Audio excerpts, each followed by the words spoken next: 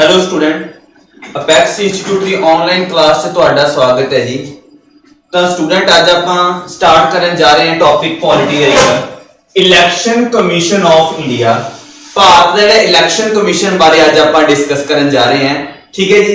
तो ध्यान ना समझो ये बारे स्टूडेंट। तो देखो की चीज है, पहली गल तो पहले तो गल करिए आप जो अपने प्रीवियस लैक्चर आप देखे है संविधान भारत का कॉन्स्टिट्यूशन है और बहुत सारे पार्ट्स डिवाइड किया हुआ सी। Part number first, part number second, part number third अपने फंडामेंटल राइट्स, पार्ट नंबर 4 अपना सीगा डीपीएसपी। तो अदा पार्ट्स च वंडिया होया आपा कॉन्स्टिट्यूशन नूं।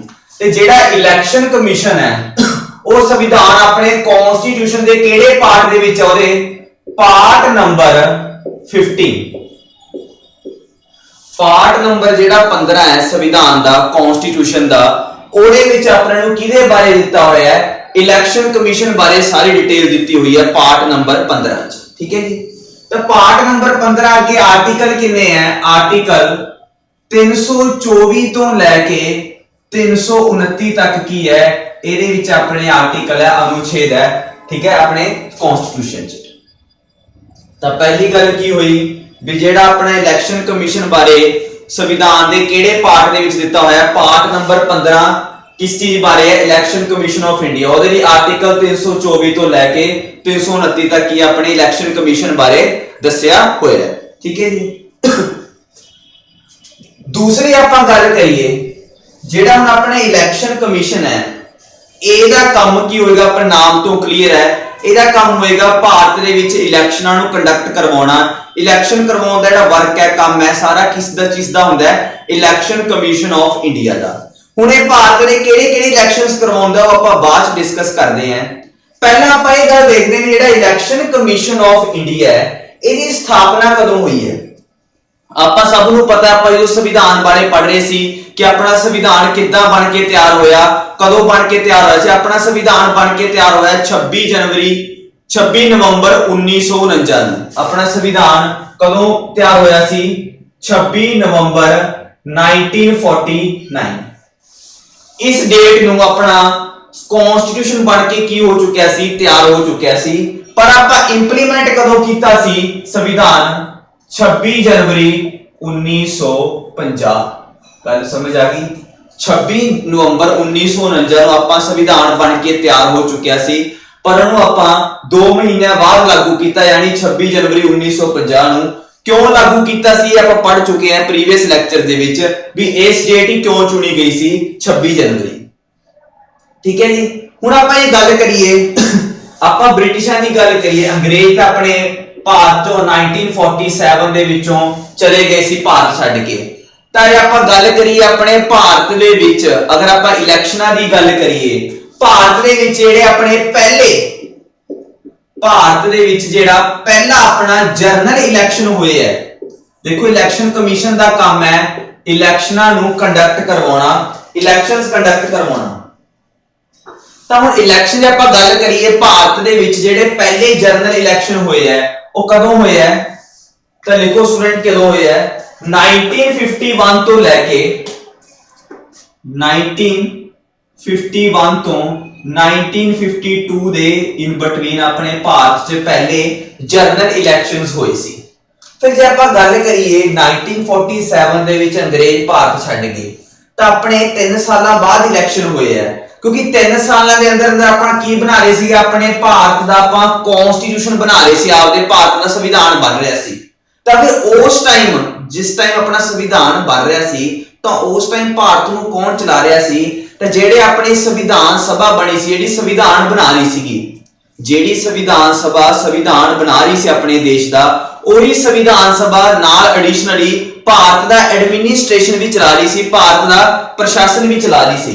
ਤੇ ਜਦੋਂ ਸੰਵਿਧਾਨ ਬਣ ਕੇ ਤਿਆਰ ਹੋ ਗਿਆ 26 ਜਨਵਰੀ 1950 ਨੂੰ, ਤਾਂ ਅਗਲੇ ਸਾਲ 1951 ਦੇ ਵਿੱਚ ਆਪਣੇ ਪਹਿਲੇ ਇਲੈਕਸ਼ਨਸ ਕੰਡਕਟ ਕਰਵਾਏ ਜਾਣਗੇ। ਤਾਂ ਭਾਰਤ 'ਚ ਪਹਿਲੇ ਜਨਰਲ ਇਲੈਕਸ਼ਨ ਕਦੋਂ ਹੋਏ ਤਾਂ ਪੁੱਛ ਲੈਣ, ਤਾਂ 1951 ਤੋਂ 1952 ਦੇ ਇਨ ਬਿਟਵੀਨ ਹੋਏ ਆਪਣੇ ਪਹਿਲੇ ਜਨਰਲ ਇਲੈਕਸ਼ਨਸ। ਗੱਲ ਸਮਝ ਆ ਗਈ। ਤੀਸਰੀ ਆਪਾਂ ਹੁਣ ਗੱਲ ਕਰੀਏ 26 ਜਨਵਰੀ 1950 ਨੂੰ ਤਾਂ ਆਪਣਾ ਸੰਵਿਧਾਨ ਲਾਗੂ ਹੋ ਗਿਆ ਸੀ। संविधान आपां मतलब बन के तैयार भी हो गया, इस ते आपां लागू भी कराता। हुण फिर संविधान जो आपां बनाया तो ਉਹਦੇ ਵਿੱਚ इलैक्शन कमीशन भी बनाया ना, पार्ट नंबर 15 ਦੇ ਵਿੱਚ ਹੀ ਹੋਏਗਾ ਜਦੋਂ ਆਪਾਂ संविधान लिखिया सारा। तो ਜਿਹੜਾ इलैक्शन कमीशन ਦੀ ਜਿਹੜੀ ਸਥਾਪਨਾ है, इलैक्शन कमीशन कदों ਬਣਿਆ, कदों फॉर्म्ड ਹੋਇਆ है? ਤਾਂ इलैक्शन कमीशन कदों फॉर्म्ड किया ਆਪਾਂ? संविधान लागू होने तो एक दिन पहला इसकी स्थापना हो गई सी इलैक्शन कमीशन की 25 जनवरी 1950 पंजाब की होया फॉर्म्ड होया, इसकी स्थापना हुई है इलैक्शन कमीशन की कि 25 जनवरी 1950 अपने संविधान सभा के मैंबरां ने इलैक्शन कमीशन फॉर्म्ड किया, जेड़ा कि गां जाके फ्यूचर च 1951 ते जेड़े पहले जनरल इलैक्शन होणगे वो कंडक्ट करवाउण वास्ते एक बॉडी की स्थापना की गई, जिन्हों आपां बोलदे हैं इलैक्शन कमीशन ऑफ इंडिया। कदों स्थापना हुई? संविधान लागू होने तो एक दिन पहला 25 जनवरी 1950 नूं की होया अपने इलैक्शन कमीशन की स्थापना हुई। समझ आ गई गल? इसे करके 25 जनवरी नूं आपां की मनाउने हैं हर साल? अपना हुंदा है national voters day, national voters day. समझ आ गई गल? इसे करके हर साल आपां 25 जनवरी नूं की मनाया जाता है अपने नेशनल वोटर डे, राष्ट्रीय मतदाता दिवस।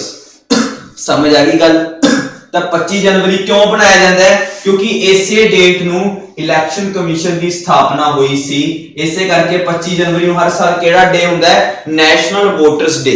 अगर तुहानूं पेपर च क्वेश्चन पूछना भी नेशनल वोटर डे कदों बनाया जाता है, उत्थे कोई डेट की लिखी होगी ऑप्शन च 25 जनवरी। समझ आ गया स्टूडेंट? आ गल तो आप आगे देखते हैं की करना आगे चलिए। ठीक है, नेक्स्ट देखो क्या चीज है।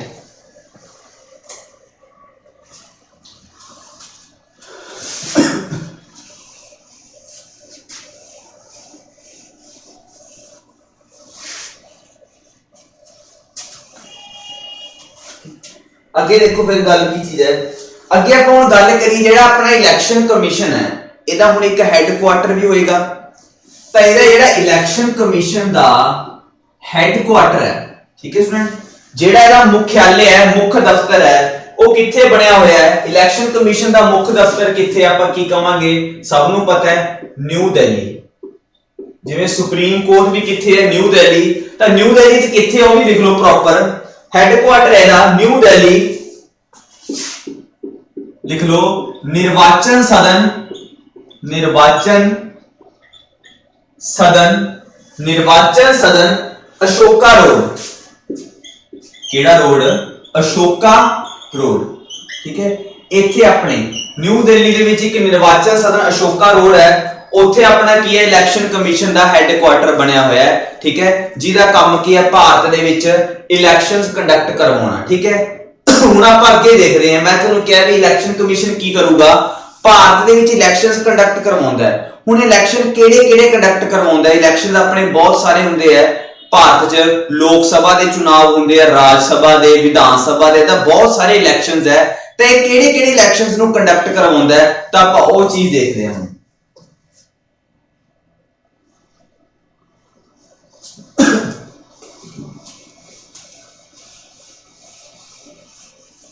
ठीक है, ਉਹ ਕਰਨ ਤੋਂ ਪਹਿਲਾਂ ਦੇਖੋ ਹੁਣ ਕੀ ਚੀਜ਼ ਹੈ। ਜੇ ਆਪਾਂ ਗੱਲ ਕਰੀਏ ਜਿਹੜਾ ਆਪਣੀ ਇਲੈਕਸ਼ਨ ਕਮਿਸ਼ਨ ਹੈ, ਇਹ ਇੱਕ ਕਿੱਦਾਂ ਦੀ ਬੋਡੀ ਹੈ?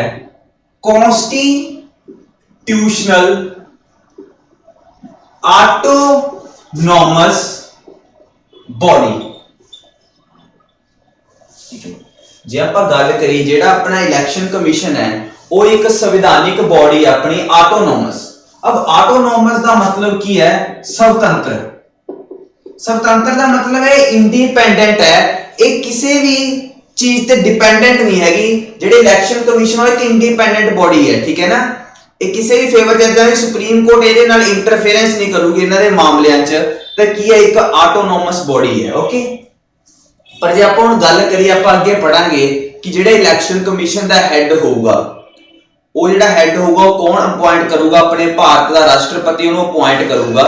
फिर जब आप गल करिए वही अपॉइंट करते हैं, फिर इंडिपेंडेंट कितना हो गए? देखो उसने अपॉइंट तो वो करते हैं, जेड़ा ਇਹਦਾ ਹੈਡ ਹੋਊਗਾ ਉਹਨੂੰ अपॉइंट करूगा अपने भारत का राष्ट्रपति, लेकिन की है इलैक्शन जो अनाउंस हो जाते हैं, देखो जिन्ना टाइम इलैक्शन मान लो हर अपने जो आम चुनाव होंगे हर 5 साल बाद होंगे चुनाव, ठीक है जी। जो इलैक्शन की डेट अनाउंस की जाती है तद की है जो इलैक्शन कमीशन है वो की है जो अपनी स्टेटां तो या पार्लीमेंट जी संसद होंगी है उन्होंने तो दूर हो जाता है कुछ टाइम लिए। अदरवाइज मान लो जो इलैक्शन, देखो इलैक्शन तो 5 साल बाद होंगे है, लेकिन जो इलैक्शन नहीं हो रहा उसका काम की है, यह प्रशासन के नाल मिलकर काम करता है कौन, इलैक्शन कमीशन। तो आप देखेंगे कि एक कॉन्स्टिट्यूशन ऑटोनोमस बॉडी है, स्वतंत्र बॉडी है, ये इंडिपेंडेंट है, डिपेंडेंट नहीं हैगी, ठीक है जी।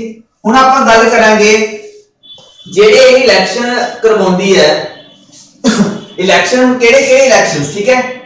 हुण अभी कहने दा भाव केड़े-केड़े इलैक्शंस कंडक्ट करवाओगी, नेशनल एंड स्टेट लेवल, ठीक है जी। जेडी अपना इलैक्शन कमीशन है ये नेशनल लेवल ते जेडे अपने इलैक्शंस होंदे आ वो कंडक्ट करवाओगी ते स्टेट लेवल ते, ठीक है। हुण ये केड़े-केड़े इलैक्शंस कंडक्ट करवाउंदी है आपां उस चीज नूं देखदे हैं।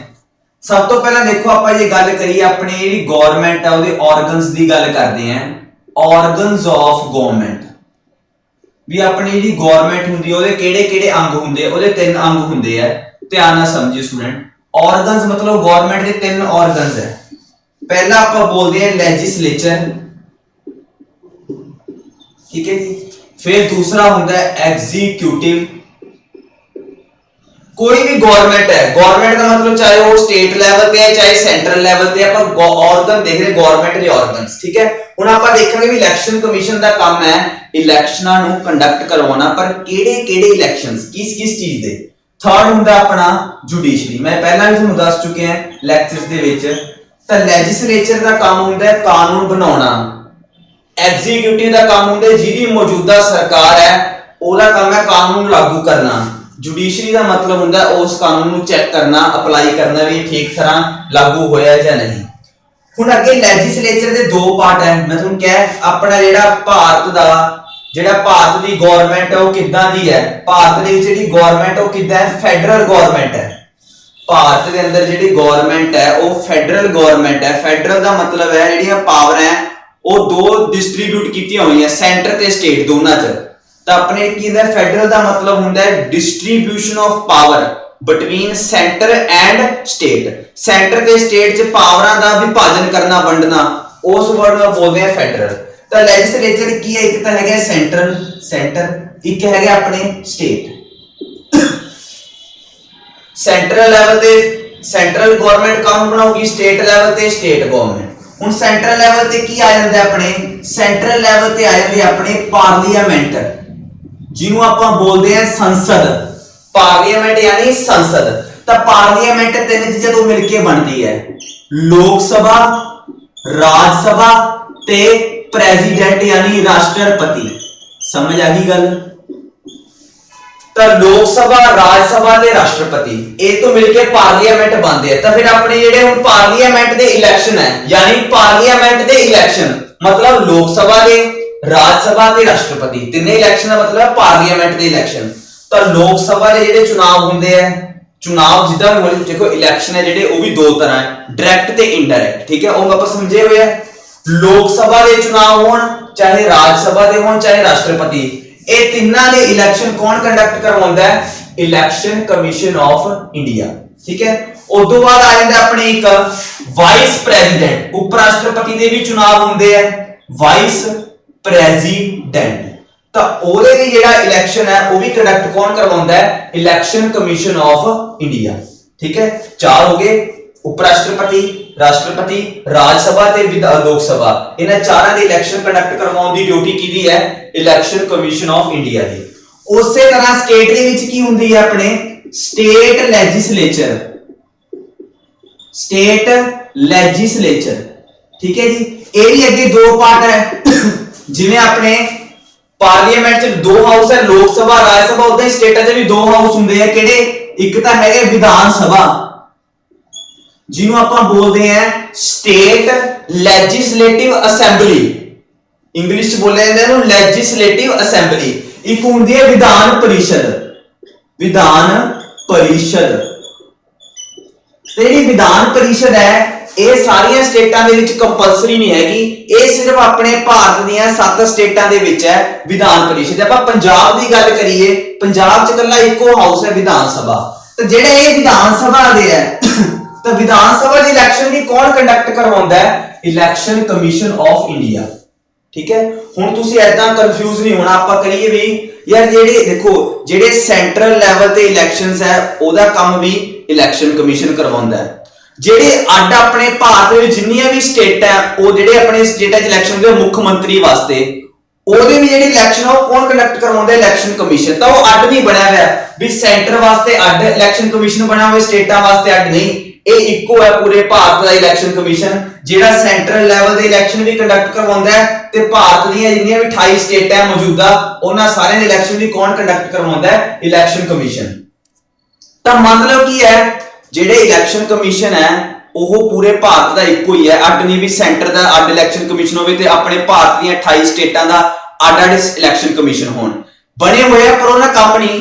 ਹੁਣ ਜਿਹੜਾ ਭਾਰਤ ਦਾ ਇੱਕੋ ਇਲੈਕਸ਼ਨ ਕਮਿਸ਼ਨ ਹੁੰਦਾ ਹੈ ਜਿਹੜਾ ਕਿ ਸੈਂਟਰ ਤੇ ਸਟੇਟ ਗਵਰਨਮੈਂਟ ਦੇ ਇਲੈਕਸ਼ਨਾਂ ਨੂੰ ਕੰਡਕਟ ਕਰਵਾਉਂਦਾ ਹੈ। ਠੀਕ ਹੈ, ਤਾਂ ਫਿਰ ਹੁਣ ਕਿਹੜੇ-ਕਿਹੜੇ ਇਲੈਕਸ਼ਨ ਹੋ ਗਏ? ਵਾਈਸ ਪ੍ਰੈਜ਼ੀਡੈਂਟ, ਰਾਜ ਸਭਾ, ਲੋਕ ਸਭਾ ਤੇ ਵਿਧਾਨ ਸਭਾ। ਠੀਕ ਹੈ, ਇਹਨਾਂ ਸਾਰਿਆਂ ਦੇ ਇਲੈਕਸ਼ਨ ਕੰਡਕਟ ਕਰਵਾਉਣ ਦੀ ਡਿਊਟੀ ਕਿਹਦੀ ਹੈ? ਆਪਣੇ ਇਲੈਕਸ਼ਨ ਕਮਿਸ਼ਨ ਆਫ ਇੰਡੀਆ ਦੀ। ਜੇ ਆਪਾਂ ਗੱਲ ਕਰੀਏ ਇੱਥੇ ਤੀਜੀ ਬੋਡੀ ਹੁੰਦੀ ਹੈ ਗਵਰਨਰ। ਗਵਰਨਰ ਦੇ ਤਾਂ ਇਲੈਕਸ਼ਨ ਹੁੰਦੇ ਹੀ ਨਹੀਂ, ਉਹ ਤਾਂ ਡਾਇਰੈਕਟ ਅਪਾਇੰਟ ਹੁੰਦਾ ਹੈ। ਕਦੇ ਸੁਣਿਆ ਗਵਰਨਰ ਦੇ ਇਲੈਕਸ਼ਨ ਹੁੰਦੇ ਹੋ? ਨਹੀਂ।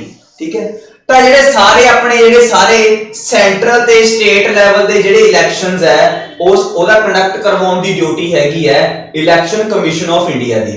ਪਰ ਬਸ ਇਹ ਦੋ ਇਲੈਕਸ਼ਨਸ ਕੰਡਕਟ ਨਹੀਂ ਕਰਵਾਉਂਦਾ।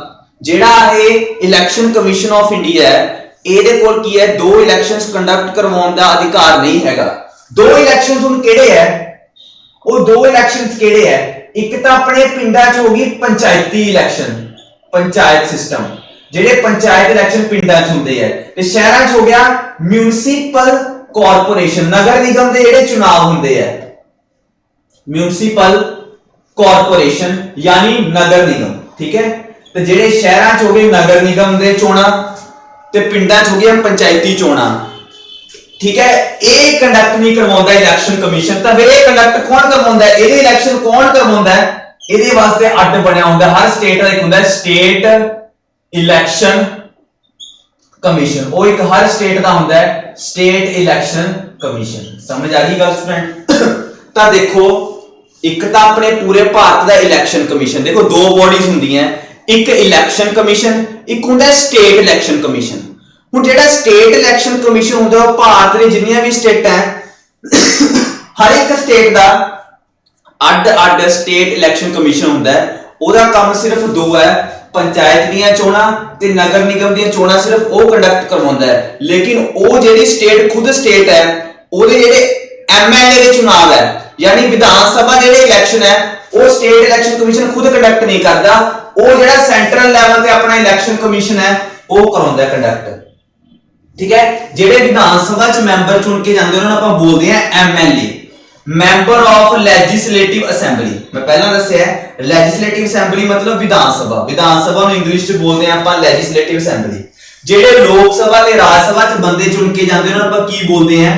ਐਮਪੀ, ਮੈਂਬਰ ਆਫ ਪਾਰਲੀਮੈਂਟ ਯਾਨੀ ਸੰਸਦ ਮੈਂਬਰ। ਠੀਕ ਹੈ, ਤਾਂ ਆਪਣੇ ਸੈਂਟਰ ਤੇ ਜਿਹੜੇ ਲੋਕ ਸਭਾ, ਰਾਜ ਸਭਾ, ਸਟੇਟ ਦੇ ਵਿੱਚ ਹੁੰਦੀ ਹੈ ਵਿਧਾਨ ਸਭਾ, ਇਹਨਾਂ ਤਿੰਨਾਂ ਦੇ ਜਿਹੜੇ ਚੁਣਾਵ ਹੈ ਉਹ ਤਾਂ ਕਰਾਉਂਦਾ ਆਪਣਾ ਇਲੈਕਸ਼ਨ ਕਮਿਸ਼ਨ ਜਿਹੜਾ ਇੱਕੋ ਹੈ ਸੈਂਟਰਲ ਲੈਵਲ ਤੇ। ਦੂਸਰਾ ਰਾਸ਼ਟਰਪਤੀ ਤੇ ਉਪ ਰਾਸ਼ਟਰਪਤੀ ਚੁਣਾਵ ਵੀ ਉਹੀ ਕਰਵਾਉਂਦਾ ਹੈ ਜਿਹੜੇ ਆਹ ਲੋਕ ਸਭਾ, ਰਾਜ ਸਭਾ ਤੇ ਵਿਧਾਨ ਸਭਾ ਦੇ ਕਰਾਉਂਦੇ ਆ। ਬਸ ਫਰਕ ਕੀ ਹੈ ਵੀ ਇਹ ਦੋ ਇਲੈਕਸ਼ਨਸ ਕੰਡਕਟ ਨਹੀਂ ਕਰਵਾਉਂਦੇ, ਪੰਚਾਇਤੀ ਤੇ ਨਗਰ ਨਿਗਮ। ਤਾਂ ਜਿਹੜੀ ਸਟੇਟ ਦੇ ਜਿੰਨੀਆਂ ਵੀ ਆਪਣੇ 28 ਸਟੇਟਾਂ ਉਹਦੇ ਵਿੱਚ ਜਿਹੜੇ ਪੰਚਾਇਤ ਦੇ ਇਲੈਕਸ਼ਨ ਹੋਣਗੇ ਤੇ ਮਿਊਨਿਸਿਪਲ ਕਾਰਪੋਰੇਸ਼ਨ ਦੇ ਉਹ ਉਸ ਸਟੇਟ ਦਾ ਸਟੇਟ ਇਲੈਕਸ਼ਨ ਕਮਿਸ਼ਨ ਕੰਡਕਟ ਕਰਵਾਉਗੀ ਉਸ ਸਟੇਟ ਦੀ। ਸਮਝ ਆ ਗਈ ਗੱਲ? ਤਾਂ ਉਸ ਸਟੇਟ ਇਲੈਕਸ਼ਨ ਕਮਿਸ਼ਨ। ਤਾਂ ਸਟੇਟਾਂ ਦਾ ਵੀ ਅਲੱਗ ਇਲੈਕਸ਼ਨ ਕਮਿਸ਼ਨ ਹੁੰਦਾ ਹੈ ਤੇ ਆਪਣੇ ਪੂਰੇ ਇੰਡੀਆ ਦਾ ਵੀ ਹੈਗਾ, ਪਰ ਜਿਹੜਾ ਸਟੇਟਾਂ ਦਾ ਅਲੱਗ ਇਲੈਕਸ਼ਨ ਕਮਿਸ਼ਨ ਹੈ ਉਹਦਾ ਕੰਮ ਹੈ ਸਿਰਫ ਪੰਚਾਇਤੀ ਤੇ ਮਿਊਨਿਸਿਪਲ ਕਾਰਪੋਰੇਸ਼ਨ ਦੇ ਇਲੈਕਸ਼ਨ ਕੰਡਕਟ ਕਰਵਾਉਣਾ। ਜਿਹੜੇ ਬਾਕੀ ਸਾਰੇ ਇਲੈਕਸ਼ਨਸ ਹੈ ਉਹ ਕੌਣ ਕੰਡਕਟ ਕਰਵਾਉਂਦਾ? ਆਪਣਾ ਇਲੈਕਸ਼ਨ ਕਮਿਸ਼ਨ ਆਫ ਇੰਡੀਆ। ਸਮਝ ਆ ਗਈ ਗੱਲ ਸਟੂਡੈਂਟ? ਤਾਂ ਆਪਾਂ ਅੱਗੇ ਕਰਦੇ ਹਾਂ, ਇਹਨੂੰ ਦੇਖ ਲਓ ਮਾੜਾ ਜਿਹਾ 1 ਮਿੰਟ ਤੇ ਫਿਰ ਆਪਾਂ ਅੱਗੇ ਡਿਸਕਸ ਕਰਦੇ ਹਾਂ ਇਹਦੇ ਬਾਰੇ।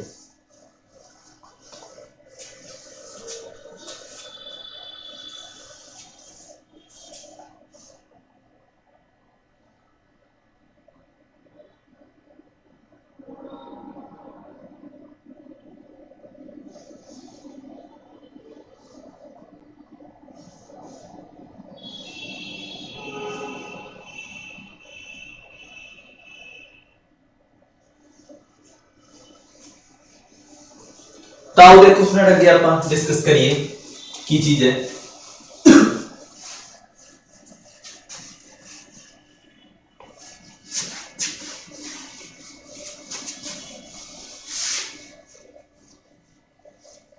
तो देखो फिर अपने बात समझ आ गई तो फिर आप की लिख सकते हैं इहदे ते भी election commission conduct election of parliament second state legislative assembly, देखो student state legislative assembly, state legislative assembly जिन्होंने आप बोलते हैं विधान सभा, ठीक है। और आप की लिख सकते हैं प्रेसिडेंट राष्ट्रपति के चुनाव, चौथा हो गया अपना वाइस प्रेसिडेंट, ठीक है, उपराष्ट्रपति। तो जेड़ा अपने स्टेटा च गवर्नर हुंदा राज्यपाल हुंदा ओदे चुनाव तो हुंदे ही, तो पार्लीमेंट च किहड़े आ गए लोक सभा ते राज्य सभा, ठीक है। तो इन्हां चारां दे जेड़े इलैक्शन है जेड़े मैं चार चीज़ां कंडक्ट कराउंदा इलैक्शन कमीशन ऑफ इंडिया, जेड़े बाकी दो रह गए पंचायती चुनाव ते म्यूनिसिपल कॉर्पोरेशन के चुनाव वो कौन कंडक्ट करवाउंदा है, वो उस स्टेट दी स्टेट इलैक्शन कमीशन कंडक्ट करवाउंदा है, ना कि सेंट्रल लेवल दा इलैक्शन कमीशन। समझ आई गल? तो आगे देखो स्टूडेंट की चीज है।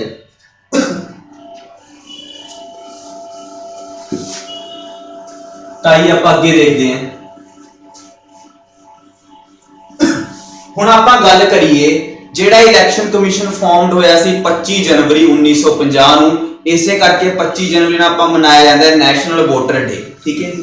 हुण आपां जे गल करिए पहली, हुण जेड़ा इहदा हेड हुंदा है, जेड़ा इलैक्शन कमीशन ऑफ इंडिया दा इक हेड तां होऊगा, जेड़ा इहदा मुख्य बंदा होगा, बाकी उहदे अंडर काम करनगे। तो जेड़ा इहदा हेड हुंदा उहनूं आपां की बोलदे हैं? Chief election commissioner. उन्होंने आपां की कहा जाता है? चीफ इलैक्शन कमिश्नर कहा जाता है, जेड़ा इलैक्शन कमीशन दा हेड हुंदा है, ठीक है। तो अपने जेड़ा भारत दा इक्को चीफ इलैक्शन कमिश्नर होगा जेड़ा अपने बाकी की है भारत दे इलैक्शन नूं कंडक्ट करवाऊगा, ठीक है। तो इलैक्शन कमीशन दे हेड नूं बोलिया जाता है चीफ इलैक्शन कमिश्नर। समझ आ गई गल? तो पहला आपां ये गल करिए इहदा टाइम पीरियड कितना हुंदा है। कोई पर्सन अगर चीफ इलैक्शन कमिश्नर अपॉइंट करता, पहला इहनूं नियुक्त कौन करदा है? जेड़ा चीफ इलैक्शन कमिश्नर है इहनूं नियुक्त कौन करूगा? अपॉइंटेड बाय, इहनूं नियुक्त कीता जांदा है appointed by president of India. जेड़ा भारत दा राष्ट्रपति है वो नियुक्त करदा है किनूं? इलैक्शन चीफ इलैक्शन कमिश्नर नूं, ठीक है ना। तेनों अपॉइंट कौन करदा है? अपने भारत दा राष्ट्रपति। हुण जे आपां गल करिए जेहड़ी चीफ इलैक्शन कमिश्नर है कौन बनदे, इहदे लई की कोई एग्जाम हुंदा है जां कोई इदां कोई प्रॉपर पेपर हुंदा है? नहीं स्टूडेंट, जेहड़े ये इलैक्शन चीफ इलैक्शन कमिश्नर बनदे हैं ना वो ज्यादातर अप्रोक्सीमेटली रिटायर्ड आईएएस ऑफिसर्स हुंदे हैं।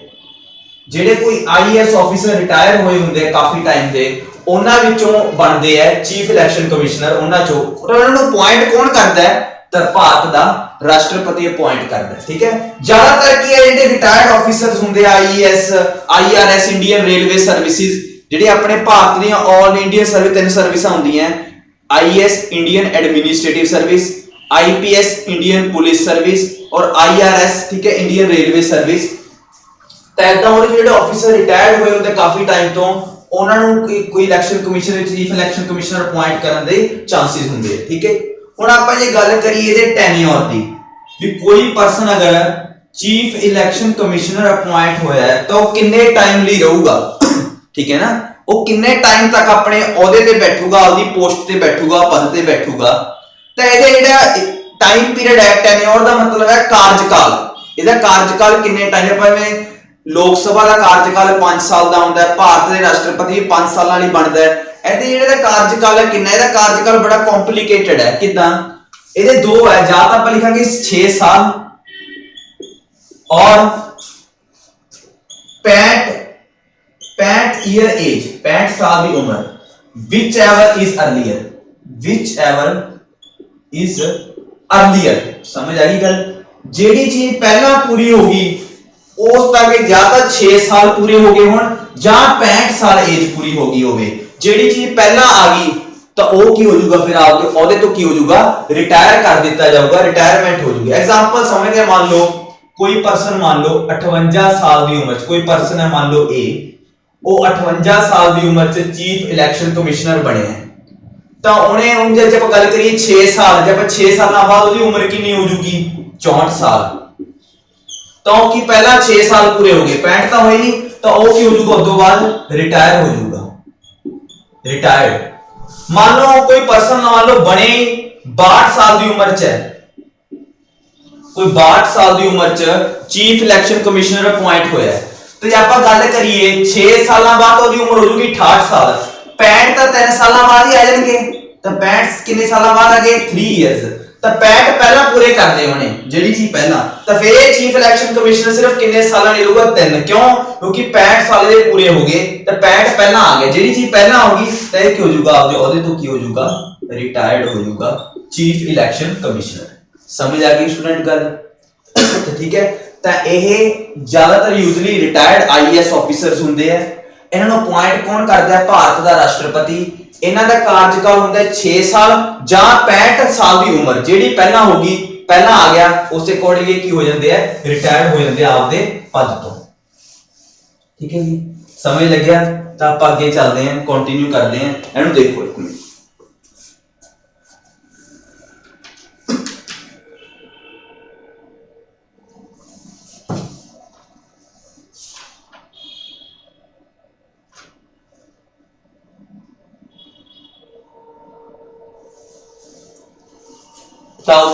अगे आप देखिए की चीज है इलेक्शन कमीशन बारे।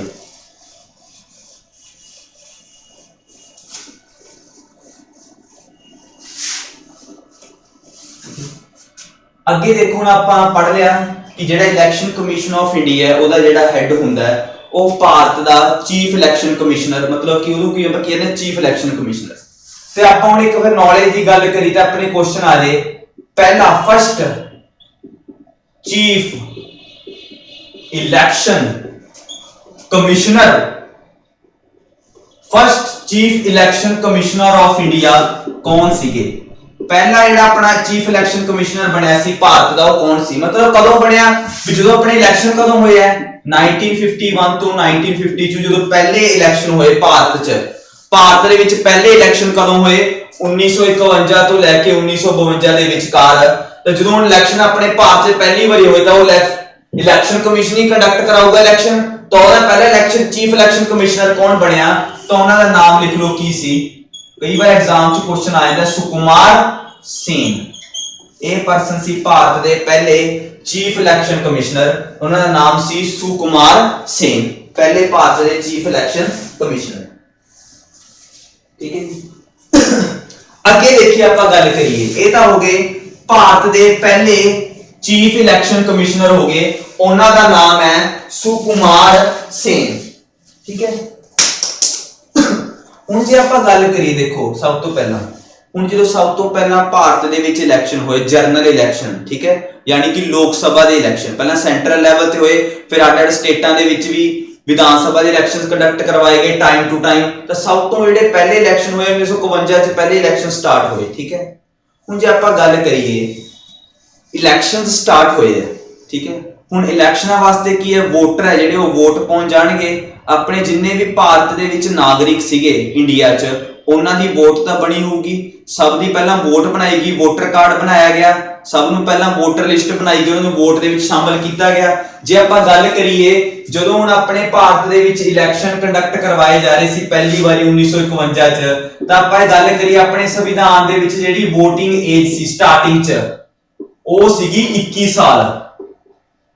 ठीक है ना, जो अपना ਜਿਹੜਾ संविधान लिखा गया 26 जनवरी 1950 ਨੂੰ लागू होया, उदों 1 साल बाद आप इलेक्शन करवावांगे, तो उस टाइम वोट सीगी 21 साल, ਜਿਹੜੀ कि गांह जाके ਆਪਾਂ की है जो आप ਹੁਣ अमेंडमेंट करांगे, ਆਪਾਂ कहना संविधान च ਆਪਾਂ कुछ भी चीज ਨੂੰ नवा ਲਿਆਉਣਾ है तो ਆਪਾਂ ਨੂੰ संविधान च संशोधन करना पैंदा, शोध करना पैंदा, तो आप अमेंडमेंट के द्वारा वोटिंग एज ਨੂੰ घटा लांगे। तो पहला 21 साल होंदी सी, तो अज की गल करिए तो अज वोटिंग एज कितनी है, वोट पाउण दी उम्र 18 साल है। ठीक है, ਤਾਂ ਹੁਣ 21 ਸਾਲ ਉਸ ਟਾਈਮ ਵੋਟ ਸੀ ਤਾਂ ਵੋਟਰਾਂ ਦੇ ਕੀ ਹੈ ਵੋਟਰ ਕਾਰਡ ਬਣੇ ਹੋਣਗੇ, ਵੋਟਿੰਗ ਆਈਡੀ ਬਣੀ ਹੋਊਗੀ, ਉਹਨਾਂ ਨੂੰ ਵੋਟਰ ਕਾਰਡ ਪ੍ਰੋਵਾਈਡ ਕੀਤੇ ਹੋਣਗੇ, ਹਰ ਇੱਕ ਬੰਦੇ ਦਾ ਵੋਟਰ ਕਾਰਡ ਬਣਾਇਆ ਹੋਊਗਾ। ਜੇ ਆਪਾਂ ਗੱਲ ਕਰੀਏ ਪਹਿਲਾ ਬੰਦਾ ਜਿਹੜਾ ਵੋਟਰ ਬਣਿਆ, ਜਿਹੜਾ ਵੋਟ ਪਾਉਣ ਗਿਆ, ਪਹਿਲਾ ਵੋਟਰ ਕਾਰਡ ਕਿਹਦਾ ਬਣਿਆ ਸੀ, ਕਿਹੜੇ ਪਰਸਨ ਦਾ ਬਣਿਆ, ਠੀਕ ਹੈ ਨਾ। ਜੇ ਆਪਾਂ ਗੱਲ ਕਰੀਏ ਜਿਹੜੀ ਪਹਿਲੀ ਵੋਟ ਹੈ, ਜਿਹੜਾ ਆਪਣੇ ਪਹਿਲੇ ਇਲੈਕਸ਼ਨ ਹੋਏ 1951 ਤੋਂ ਲੈ ਕੇ 1952 ਦੇ ਵਿੱਚ ਜਿਹੜੀ ਪਹਿਲੀ ਵੋਟ ਕਿਹਨੇ ਕਾਸਟ ਕੀਤੀ ਇਲੈਕਸ਼ਨ 'ਚ, ਠੀਕ ਹੈ ਨਾ।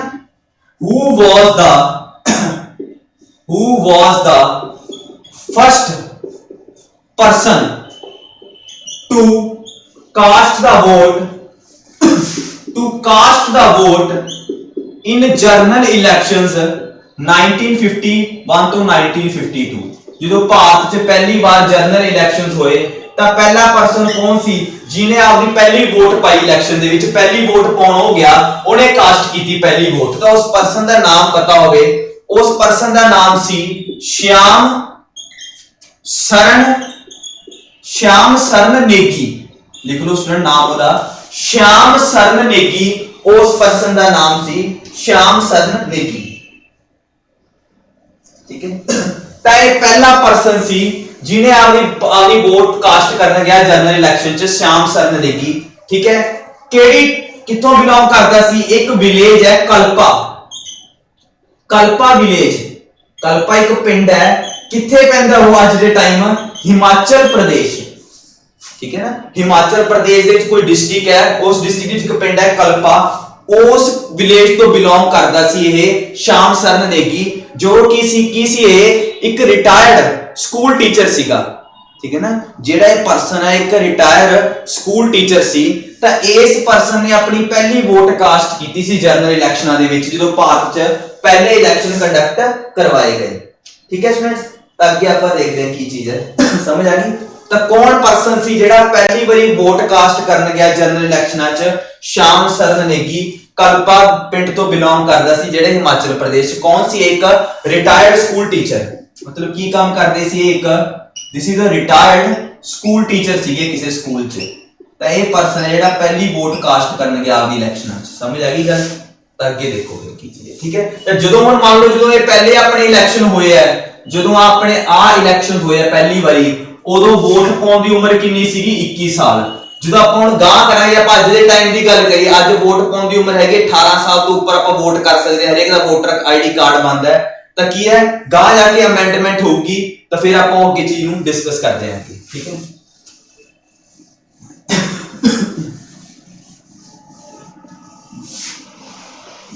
ਹੁਣੇ ਆਪਾਂ ਅੱਗੇ ਪੜਿਆ ਕੀ ਚੀਜ਼ ਹੈ, ਆਪਾਂ ਪੜਿਆ ਵੀ ਆਪਣੇ ਜਿਹੜੇ ਇਲੈਕਸ਼ਨ ਕਮਿਸ਼ਨ ਬਾਰੇ ਪਾਰਟ ਨੰਬਰ 15 ਚ ਦਿੱਤੇ ਹੋਏ ਆ, ਆਰਟੀਕਲ 324 ਤੋਂ ਲੈ ਕੇ 329 ਤੱਕ ਹੈ, ਠੀਕ ਹੈ ਜੀ।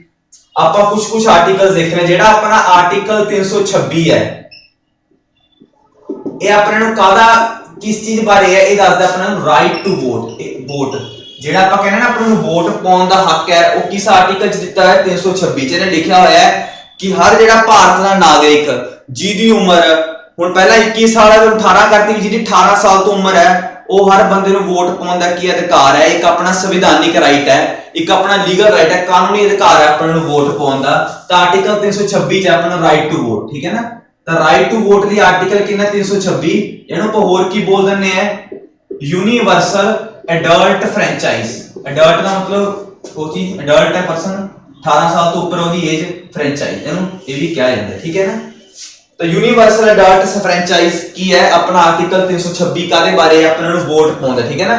ਆਪਣਾ ਜਿਹੜਾ ਵੋਟ ਪਾਉਣ ਦਾ ਆਪਣੇ ਨੂੰ ਹੱਕ ਹੈ, ਉਹ ਕਿਸ ਆਰਟੀਕਲ ਚ ਦਿੱਤਾ ਹੋਇਆ ਹੈ, ਆਰਟੀਕਲ 326। ਮੈਂ ਹੁਣੇ ਦੱਸਿਆ ਕਿ ਇਲੈਕਸ਼ਨ ਕਮਿਸ਼ਨ ਬਾਰੇ ਪਾਰਟ ਨੰਬਰ 15 ਤੇ ਆਰਟੀਕਲ ਹੈਗੇ ਆ 324 ਤੋਂ ਲੈ ਕੇ 329 ਅੱਡ ਹੈ। ਜੇ ਆਪਾਂ ਗੱਲ ਕਰੀਏ 324 ਚ ਕੀ ਹੈ, ਭਾਰਤ ਦੇ ਇਲੈਕਸ਼ਨ ਕਮਿਸ਼ਨ ਦੀ ਪਰਿਭਾਸ਼ਾ ਦਿੱਤੀ ਹੋਈ ਹੈ ਵੀ ਭਾਰਤ ਦੇ ਵਿੱਚ ਜਿਹੜੇ ਇਲੈਕਸ਼ਨ ਕਮਿਸ਼ਨ ਕੰਟਰੋਲ, ਡਾਇਰੈਕਟ ਤੇ ਸੁਪਰਟੈਂਡ, ਵੀ ਭਾਰਤ ਦੇ ਵਿੱਚ ਇਲੈਕਸ਼ਨ ਕਮਿਸ਼ਨਰ ਨੂੰ ਕੰਟਰੋਲ ਕੌਣ ਕਰੂਗਾ, ਇਲੈਕਸ਼ਨਾਂ ਨੂੰ ਤੇ ਕੰਟਰੋਲ ਉਹ ਕਰਾਊ ਕੌਣ, ਡਾਇਰੈਕਸ਼ਨ ਕੌਣ, ਨਿਰਦੇਸ਼ ਕੌਣ ਦਊਗਾ, ਸੁਪਰਟੈਂਡੈਂਟ ਮਤਲਬ ਕਿਹਦਾ ਕੰਮ ਹੈ, ਹੈੱਡ ਕੌਣ ਹੈ, ਉਹ ਸਭ ਚੀਜ਼ਾਂ ਦਿੱਤੀਆਂ ਆਰਟੀਕਲ 324 ਚ। ਇਹਦੇ 326 ਚ ਕੀ ਦਾ ਰਾਈਟ ਟੂ ਵੋਟ, ਕੁਝ ਮੇਨ ਆਰਟੀਕਲਸ ਆਪਾਂ ਦੇਖਾਂਗੇ ਤਾਂ ਇਸ ਚੀਜ਼ ਬਾਰੇ, ਠੀਕ ਹੈ। ਸਮਝ ਆਈ ਗੱਲ। ਤਾਂ ਆਰਟੀਕਲ 326 ਆਪਣੇ ਨੂੰ ਰਾਈਟ ਟੂ ਵੋਟ ਪਾਉਣ ਦਾ ਅਧਿਕਾਰ ਦਿੰਦਾ ਹੈ, ਇਹ ਇੱਕ ਆਪਣਾ ਕਾਨੂੰਨੀ ਅਧਿਕਾਰ ਹੈ, ਠੀਕ ਹੈ ਜੀ। ਅੱਗੇ ਆਪਾਂ ਦੇਖਦੇ ਹਾਂ ਕੀ ਚੀਜ਼ ਹੈ। ਹੁਣ ਜੇ ਆਪਾਂ ਗੱਲ ਕਰੀਏ ਆਪਾਂ ਵੋਟ ਪਾਉਣ ਜਾਂਦੇ ਹਾਂ, ਠੀਕ ਹੈ। ਇਲੈਕਸ਼ਨ ਦੇ ਵਿੱਚ ਆਪਾਂ ਕੋਈ ਵੀ ਇਲੈਕਸ਼ਨ ਹੁੰਦੇ, ਚਾਹੇ ਆਪਣੇ ਪੰਚਾਇਤੀ ਇਲੈਕਸ਼ਨ ਹੈ ਚਾਹੇ ਨਗਰ ਨਿਗਮ, ਪੰਚਾਇਤੀ ਤੇ ਨਗਰ ਨਿਗਮ ਦੇ ਇਲੈਕਸ਼ਨ ਕੰਡਕਟ ਕਰਵਾਉਂਦੇ ਆ ਸਟੇਟ, ਬਾਕੀ ਸਾਰੇ ਸੈਂਟਰ।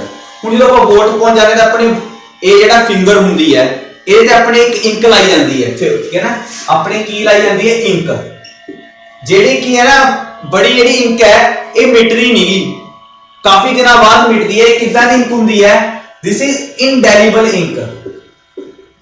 एक इनडेलीबल इंक है। इनडेलीबल का मतलब होता है अमिट, ਜਿਹੜੀ ਪੱਕੀ ਵੀ ਜਿਹੜੀ ਮਿਟੇ ਨਾ। ਇੱਕ ਇਨਡੈਲੀਬਲ ਇੰਕ ਹੈ ਜਿਹੜੀ ਆਪਾਂ ਵਰਤਦੇ ਇਲੈਕਸ਼ਨਾਂ 'ਚ, ਜਿਹੜੀ ਉਹ ਇੰਕ ਹੈ ਪਹਿਲਾਂ ਤਾਂ ਕੀ ਪਾਇਆ ਹੁੰਦਾ, ਕਾਹਦੀ ਬਣੀ ਹੁੰਦੀ ਆ ਉਹ। ਇਹ ਕਈ ਵਾਰੀ ਸਾਇੰਸ 'ਚ ਪੁੱਛਦੇ ਆ ਕੁਐਸਚਨ, ਸਿਲਵਰ ਨਾਈਟ੍ਰੇਟ। ਜਿਹੜੀ ਉਹ ਇੰਕ ਹੈ ਨਾ, ਇੰਕ 'ਚ ਕਾਹਦੀ ਬਣੀ ਹੋਈ ਹੈ? ਸਿਲਵਰ ਨਾਈਟ੍ਰੇਟ ਦੀ ਬਣੀ ਹੁੰਦੀ ਆ ਉਹ ਇੰਕ, ਠੀਕ ਹੈ ਨਾ। ਜਿਹੜੀ ਕਿ ਪੱਕੀ ਨਿਸ਼ਾਨ ਵਾ ਆਪਣੀ 4 ਫਿੰਗਰ ਤੇ ਲਗਾਇਆ ਜਾਂਦਾ ਨਿਸ਼ਾਨ। ਤਾਂ ਜਿਹੜਾ ਇਲੈਕਸ਼ਨਾਂ ਦੇ ਵਿੱਚ ਇੰਕ ਯੂਜ਼ ਹੁੰਦੀ ਹੈ ਉਹ ਸਿਲਵਰ ਨਾਈਟ੍ਰੇਟ ਦੀ ਹੁੰਦੀ ਹੈ, ਠੀਕ ਹੈ।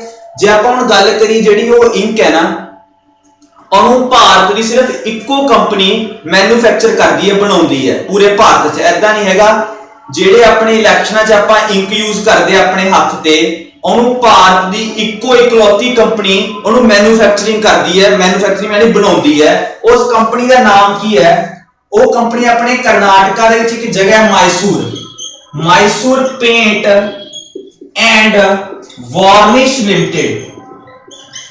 ਵਾਰਨਿਸ਼ ਲਿਮਟਿਡ, ਇਹ ਕੰਪਨੀ ਦਾ ਨਾਮ ਕੀ ਹੈ? Mysore paint and varnish limited. ਇਹ ਕੰਪਨੀ ਹੈ ਭਾਰਤ ਦੀ ਜਿਹੜੀ ਕੀ ਹੈ, ਜਿਹੜੇ ਇਲੈਕਸ਼ਨਾਂ 'ਚ ਆਪਾਂ ਇੰਕ ਯੂਜ਼ ਕਰਦੇ ਆ ਉਹਦੀ ਕੀ ਕਰਦੀ ਹੈ? ਇਹ ਮੈਨੂਫੈਕਚਰਿੰਗ ਯਾਨੀ ਬਣਾਉਂਦੀ, ਉੱਥੇ ਬਣਾਈ ਜਾਂਦੀ ਹੈ। ਤਾਂ ਇਹਨਾਂ ਕੋਲ ਰਾਈਟ ਹੈ ਬਣਾਉਣ ਦਾ, ਠੀਕ ਹੈ। ਹੋਰ ਕੋਈ ਕੰਪਨੀ ਨੇ, ਭਾਰਤ ਸਿਰਫ ਇੱਕੋ ਇਕਲੌਤੀ ਕੰਪਨੀ ਹੈ ਜਿਹਦਾ ਨਾਮ ਹੈ Mysore paint and varnish limited. ਇਹ ਮੈਨੂਫੈਕਚਰ ਕਰਦੀ ਹੈ ਇਹ ਇੰਕ, ਜਿਹੜੀ ਕਿ ਕਾਹਦੀ ਬਣੀ ਹੁੰਦੀ ਹੈ? ਆਪਣੇ ਸਿਲਵਰ ਨਾਈਟ੍ਰੇਟ ਦੀ। ਆਪਣੇ ਕਿਤੇ 4 ਫਿੰਗਰ ਤੇ ਯੂਜ਼ ਕਰਦੇ ਆ ਸਿਲਵਰ, ਠੀਕ ਹੈ। ਅੱਗੇ ਆਪਾਂ ਦੇਖਦੇ ਹਾਂ ਕੀ ਚੀਜ਼ ਹੈ।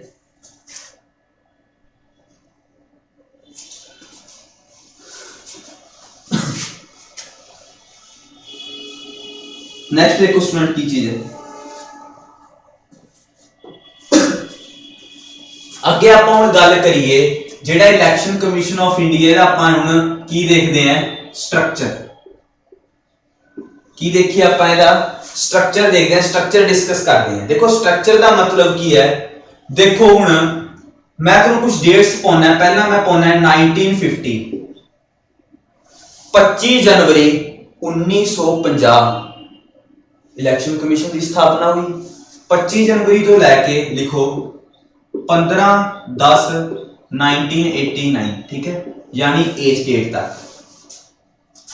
1950 तो लैके 15 अक्टूबर 1989 तक जेड़ा अपना इलेक्शन कमीशन सीगा ये की सी? ओनली 1 मैंबर बॉडी, सिर्फ एक मैंबर बॉडी सीगा ये इस डेट तक। 1 मैंबर बॉडी का मतलब इलेक्शन कमीशन ऑफ इंडिया का इको हेड हुंदा सी जिन्हों आपां बोलदे हैं चीफ इलेक्शन कमिश्नर। बाकी ऑफिसर्स हुंदे जेहड़े ओहदे अंडर काम करनगे वो तां एम्प्लॉय होणगे, ठीक है। तां सिर्फ एक मैंबर बॉडी सीगा, ओनली 1 मैंबर बॉडी। तां जेहड़ा पहला बंदा बणिया सी चीफ इलेक्शन कमिश्नर वो सीगा सुकुमार सिंह, ठीक है जी। हुण की होया फिर इस डेट तक तां इको मैंबर सी जेहड़ा चीफ इलेक्शन, पर हुण अगली डेट किहड़ी हैगी? 16/10/1999, मतलब कि अगले दिन 15 तो 16 अक्टूबर 1999 ਨੂੰ ਇਹ ਕੀ ਹੋ ਗਿਆ? This is 3 member body, 3 member body. ये 3 मैंबर बॉडी बन गई। 3 मैंबर बॉडी किवें कि जेड़ा एक तो होगा सीईसी चीफ इलेक्शन कमिश्नर होगा ते 2 की होंगे other election commissioner, other election commissioner. भाई एक तो चीफ इलेक्शन कमिश्नर होगा, 2 की होंगे इलेक्शन कमिश्नर। एक तो चीफ हो गया हेड, 2 एक होर मैंबर बॉडी बन गए, 2 थल्ले ओदे थल्ले 2 होर कमिश्नर अपॉइंट किए जाएंगे जिन्हें बोलांगे कल्ला इलेक्शन कमिश्नर, ठीक है। ये तो हो गया चीफ इलेक्शन कमिश्नर, ये हो गए इलेक्शन कमिश्नर। तो हमारे कितने मैंबर बॉडी होगी? 3 मैंबर्स। जे अपन गल करिए कि मतलब कि पर्सनां दी गिनती वधाती, पहला ये एक मैंबर हुंदा सी, इस डेट दे विच कितने मैंबर करते? 3। भी एक चीफ इलेक्शन कमिश्नर होगा ते 2 की होंगे अदर मैंबर्स। भी आप गल करिए भी इहनूं वधाउण दी जरूरत क्यों पई? ਜਦੋਂ ਪਹਿਲਾਂ ਐਨੇ ਸਾਲਾਂ ਤੋਂ ਇੱਕੋ ਚੀਫ ਇਲੈਕਸ਼ਨ ਕਮਿਸ਼ਨਰ ਭਾਰਤ 'ਚ ਇਲੈਕਸ਼ਨ ਕੰਡਕਟ ਕਰਵਾਉਂਦਾ ਸੀ ਤਾਂ ਹੁਣ ਇਹਦੀ ਜ਼ਰੂਰਤ ਕਿਉਂ ਪੈ ਗਈ? ਤਾਂ ਦੇਖੋ ਸਟੂਡੈਂਟ ਕਿਉਂ ਪੈ ਗਈ, ਠੀਕ ਹੈ ਕਿਉਂ ਦੇਖੋ, ਕਿਉਂਕਿ ਇਸ ਡੇਟ ਤੋਂ ਪਹਿਲਾਂ ਮਤਲਬ ਕੀ ਹੈ, ਹੁਣ ਇਸ ਡੇਟ ਦੇ ਵਿੱਚ ਆਪਣੇ ਇਲੈਕਸ਼ਨਸ ਕੰਡਕਟ ਹੋਣੇ ਸੀ। ਉਸ ਟਾਈਮ ਆਪਣੇ ਭਾਰਤ ਦੇ ਪ੍ਰਧਾਨ ਮੰਤਰੀ ਸੀਗੇ ਰਾਜੀਵ ਗਾਂਧੀ ਬਣੇ ਸੀ। ਹੁਣ ਕੀ ਹੋਇਆ, ਇਸ ਤੋਂ ਪਹਿਲਾਂ ਇੱਕ ਅਮੈਂਡਮੈਂਟ ਹੋਈ ਸੀ 1989 ਤੋਂ ਪਹਿਲਾਂ ਇੱਕ ਸੰਸ਼ੋਧਨ ਹੋਇਆ ਸੀ 61st ਅਮੈਂਡਮੈਂਟ 1988 ਦੇ ਵਿੱਚ 61ਵਾਂ ਸੰਸ਼ੋਧਨ ਹੋਇਆ ਸੰਵਿਧਾਨ 'ਚ। ਕੀ ਹੋਇਆ ਇਸ ਸੰਸ਼ੋਧਨ ਕੀ ਗੱਲ ਕੀਤੀ ਗਈ, ਜਿਹੜੀ ਆਪਣੀ ਵੋਟ ਦੀ ਏਜ ਸੀ ਉਮਰ 21 ਸਾਲ ਤੋਂ ਘਟਾ ਕੇ ਕਿੰਨੀ ਕਰਤੀ 18 ਸਾਲ। ਇਸ ਸੰਸ਼ੋਧਨ 'ਚ ਕੀ ਕੀਤਾ ਗਿਆ ਸੰਵਿਧਾਨ ਦੇ ਅੰਦਰ, ਜਿਹੜੀ ਆਪਣੀ ਵੋਟ ਪਾਉਣ ਦੀ ਉਮਰ ਜਿਹੜੀ ਕਿ ਪਿਛਲੇ ਕਈ ਵਰਿਆਂ ਤੋਂ 21 ਸਾਲ ਆਜ਼ਾਦੀ ਸੀ ਘਟਾ ਕੇ ਕਿੰਨੀ ਕਰਤੀ 18 ਸਾਲ। ਤਾਂ ਤੁਸੀਂ ਮੰਨ ਕੇ ਚੱਲੋ, ਮੰਨ ਲਓ ਜਦੋਂ 21 ਤੋਂ 18 ਕੀਤੇ ਤਾਂ ਕਿੰਨੇ ਸਾਲ ਦਾ ਫਰਕ ਪੈ ਗਿਆ, 3 ਸਾਲ। ਪਹਿਲਾਂ ਮੰਨ ਲਓ ਜਦੋਂ 18 ਸਾਲ ਘਟਾਤੀ ਤਾਂ ਫਿਰ ਮੰਨ ਲਓ ਇਸ ਡੇਟ ਤੋਂ ਪਹਿਲਾਂ ਮੰਨ ਲਓ ਇਸ ਸੰਵਿਧਾਨ ਦੇ ਸੰਸ਼ੋਧਨ ਕਰਨ ਤੋਂ ਪਹਿਲਾਂ ਮੰਨ ਲਓ ਕਿ ਆਪਣੇ ਸਪੋਜ਼ ਕਰ ਲਿਆ ਆਪਣਾ ਨਾਲੋਂ 10 ਕਰੋੜ ਹੈ ਵੀ 10 ਕਰੋੜ ਬੰਦਿਆਂ ਦਾ ਨਾਮ ਵੋਟਰ ਲਿਸਟ 'ਚ ਆਉਂਦਾ ਸੀ ਕਿ ਜਿਨ੍ਹਾਂ ਦੀ ਪੂਰੇ ਭਾਰਤ 'ਚ ਮੰਨ ਲਿਆ। ਹੁਣ ਜਦੋਂ ਆਪਾਂ 21 ਤੋਂ 18 ਕਰਤੀ ਤਾਂ ਦੇਖੋ ਉਮਰ ਘਟਾਤੀ ਤਾਂ ਵੋਟਾਂ ਜਿਹੜੇ ਕੋਈ ਬੰਦਿਆਂ ਦੀ ਏਜ 21 ਤੋਂ ਘੱਟ ਸੀ ਤਾਂ ਦੇਖੋ ਕਿੰਨੇ ਵੋਟਰ ਇਨਕਰੀਜ਼ ਹੋ ਗਏ, ਜਨਸੰਖਿਆ ਹੋਰ ਵੱਧ ਗਈ ਵੋਟਰਾਂ ਦੀ, ਕਿਉਂਕਿ ਉਮਰ ਘਟਾਤੀ ਤਾਂ ਜਿਹੜੇ ਵੋਟਰ ਕੀ ਹੈ ਮੰਨ ਲਓ ਜਦੋਂ 21 ਤੋਂ 18 ਕੀਤੀ ਉਮਰ ਤਾਂ ਕਈ ਲੱਖ ਕਰੋੜਾਂ ਵੋਟਰ ਹੋਰ ਵੱਧ ਗਏ, ਕਿਉਂਕਿ ਉਮਰ ਘਟਾਤੀ ਤਾਂ ਵੋਟਾਂ ਦੀ ਗਿਣਤੀ ਵਧੂਗੀ। ਮੰਨ ਲਓ 10 ਤੋਂ ਕਿੰਨੀ ਹੋਗੀ 20 ਕਰੋੜ। ਤਾਂ ਹੁਣ ਜਦੋਂ ਵੋਟਰਾਂ ਦੀ ਗਿਣਤੀ ਵੱਧ ਗਈ ਤਾਂ ਕੰਮ ਵੱਧ ਗਿਆ, ਤਾਂ ਕੰਮ ਵਧਣ ਵਾਸਤੇ ਕੀ ਆਪਾਂ ਨੂੰ ਫਿਰ 2 ਮੈਂਬਰ ਹੋਰ ਅਪਾਇੰਟ ਕਰਨੇ ਪਏ ਇਲੈਕਸ਼ਨ ਕਮਿਸ਼ਨਰ। ਸਮਝ ਆ ਗਈ ਗੱਲ? ਤਾਂ ਫਿਰ ਇਸ ਕਰਕੇ ਕਿਉਂ ਮੈਂਬਰ ਵਧਾਏ ਗਏ, ਕਿਉਂਕਿ ਉਹ ਅਮੈਂਡਮੈਂਟ ਹੋਈ VOTING 21 ਤੋਂ 18 ਸਾਲ ਕਰ ਦੀ ਗਈ। ਤਾਂ ਇਹ ਵੀ ਕੁਐਸਚਨ ਹੈ ਵੀ ਆਪਣੀ ਜਿਹੜੀ ਵੋਟ ਪਾਉਣ ਦੀ ਉਮਰ 21 ਤੋਂ 18 ਸਾਲ ਕਿਹੜੀ ਅਮੈਂਡਮੈਂਟ ਦੁਆਰਾ ਹੋਈ? 61st ਅਮੈਂਡਮੈਂਟ ਕੀਤਾ ਗਿਆ ਸੰਵਿਧਾਨ 1988 ਚ। ਉਹਦੇ ਅਕੋਰਡਿੰਗ ਵੋਟ ਪਾਉਣ ਦੀ ਉਮਰ 21 ਤੋਂ 18। ਇਸ ਟਾਈਮ ਸਰਕਾਰ ਕਿਹਦੀ ਸੀ? ਰਾਜੀਵ ਗਾਂਧੀ ਜੀ ਦੀ। ਠੀਕ ਹੈ, ਤਾਂ ਕੀ ਹੈ ਵੋਟਾਂ ਦੀ ਗਿਣਤੀ ਵੱਧ ਗਈ ਤਾਂ ਮੈਂਬਰ ਵਧਾਤੇ। ਪਰ ਇਹ ਕੀ ਹੈ, ਇਹ ਮਤਲਬ ਕਿ ਜਦੋਂ ਆਪਣੇ ਇਲੈਕਸ਼ਨਸ ਕਰਵਾਉਣੇ ਸੀ ਨਾ ਉਸ ਟਾਈਮ 2 ਮੈਂਬਰ ਅਪਾਇੰਟ ਕੀਤੇ ਗਏ, ਨਿਯੁਕਤ ਕੀਤੇ ਗਏ ਰਾਸ਼ਟਰਪਤੀ ਦੁਆਰਾ। ਲੇਕਿਨ ਇਹ ਮੈਂਬਰ ਬੋਡੀ ਕਦੋਂ ਤੱਕ ਚੱਲੀ? 1990 ਦੇ ਵਿੱਚ। ਅਗਲੇ ਸਾਲ ਇਹਨੂੰ ਕੀ ਕਰਤਾ? ਖਤਮ ਕਰਤਾ, ਇਹਦਾ ਐਂਡ ਕਰਤਾ ਵੀ ਨਹੀਂ ਦੁਬਾਰੇ 1990 ਤੋਂ ਬਾਅਦ ਕਿੰਨੇ ਮੈਂਬਰ ਵੀ ਇੱਕੋ ਹੀ ਹੋਇਆ ਕਰੂਗਾ। ਆਪਾਂ 2 ਇਲੈਕਸ਼ਨ ਜਿਹੜੇ ਕਮਿਸ਼ਨਰ ਬਣਾਏ ਆ ਇਹ ਨਹੀਂ ਕਰਨੇ, ਕਿਉਂਕਿ ਇਲੈਕਸ਼ਨ ਹੋ ਗਏ ਸੀ 90 ਦੇ ਵਿੱਚ। ਇਲੈਕਸ਼ਨ ਕਰਵਾ ਕੇ ਇਹਨਾਂ ਦੋਵਾਂ ਦੀ ਪੋਸਟ ਨੂੰ ਕੀ ਕਰਤਾ? ਚੱਕਤਾ ਬਈ ਨਹੀਂ, ਦੁਬਾਰੇ ਕੀ ਕਰਤਾ ਇਹਨੂੰ ਇੱਕ ਮੈਂਬਰ ਬੋਡੀ ਬਣਾਤਾ।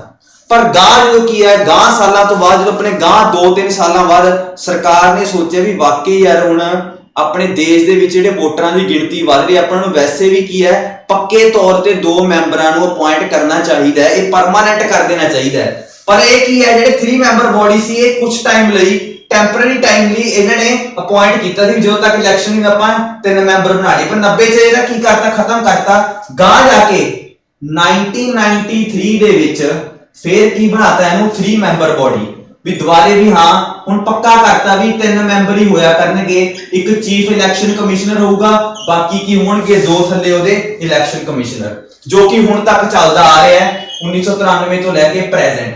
ਹੁਣ ਵੀ ਆਪਣੇ ਅੱਜ ਤਾਂ ਆਪਾਂ ਅੱਜ ਦੀ ਗੱਲ ਕਰੀਏ, ਅੱਜ ਆਪਣੇ ਇੱਕ ਚੀਫ ਇਲੈਕਸ਼ਨ ਕਮਿਸ਼ਨਰ ਹੁੰਦਾ ਤੇ 2 ਕੀ ਹੁੰਦੇ ਆ? ਅਦਰ ਇਲੈਕਸ਼ਨ ਕਮਿਸ਼ਨਰਸ ਹੁੰਦੇ ਆ ਜਿਹੜੇ ਉਹਨਾਂ ਦੇ ਅੰਡਰ ਹੁੰਦੇ ਆ। ਤਾਂ ਆਪਣੇ ਹੁਣ ਪ੍ਰੈਜ਼ੈਂਟ ਟਾਈਮ ਜਿਹੜੇ ਚੀਫ ਇਲੈਕਸ਼ਨ ਕਮਿਸ਼ਨਰ ਹੈ, ਜਿਹੜੇ ਹੁਣ ਇਸ ਟਾਈਮ 2020 ਦੀ ਗੱਲ ਕਰੀਏ, ਜਿਹੜੇ ਚੀਫ ਇਲੈਕਸ਼ਨ ਕਮਿਸ਼ਨਰ ਹੈ ਉਹਨਾਂ ਦਾ ਨਾਮ ਹੈ ਸੁਨੀਲ ਅਰੋੜਾ।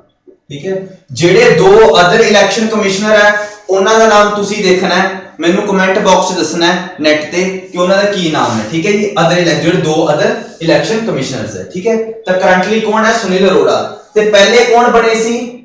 ਤੇ ਜਿਹੜੇ ਪਹਿਲੇ ਬਣੇ ਸੀਗੇ ਉਹਨਾਂ ਦਾ ਨਾਮ ਸੀ ਸੁਕੁਮਾਰ ਸਿੰਘ। ਠੀਕ ਹੈ ਜੀ, ਤਾਂ ਇਹ ਵੀ ਕੁਐਸਚਨ ਆ ਸਕਦਾ ਹੈ ਕਿ ਇਲੈਕਸ਼ਨ ਕਮਿਸ਼ਨ ਨੂੰ 1 ਮੈਂਬਰ ਬੋਡੀ ਤੋਂ 3 ਮੈਂਬਰ ਬੋਡੀ ਕਦੋਂ ਬਣਾਇਆ ਗਿਆ? 16 ਅਕਤੂਬਰ 1989 ਦੇ ਵਿੱਚ ਇਲੈਕਸ਼ਨ ਕਮਿਸ਼ਨ 1 ਮੈਂਬਰ ਬੋਡੀ ਤੋਂ ਕਿੰਨੀ ਹੋ ਗਈ ਸੀ? 3 ਮੈਂਬਰ ਬੋਡੀ। ਪਰ 1 ਜਨਵਰੀ 1990 ਦੇ ਵਿੱਚ ਮਤਲਬ ਕਿ 2 ਮਹੀਨੇ ਰੱਖਿਆ, 2 ਮਹੀਨੇ ਬਾਅਦ ਇਹ ਮਤਲਬ ਇੱਕ ਤਰ੍ਹਾਂ ਨੇ ਕੈਨਸਲ ਕਰਤਾ ਵੀ ਜਦੋਂ ਇਲੈਕਸ਼ਨ ਹੋ ਚੁੱਕੇ ਤਾਂ ਵੀ ਕਹਿੰਦੇ ਇਹਨੂੰ ਹਟਾਤਾ ਇੱਕ ਵਾਰੀ।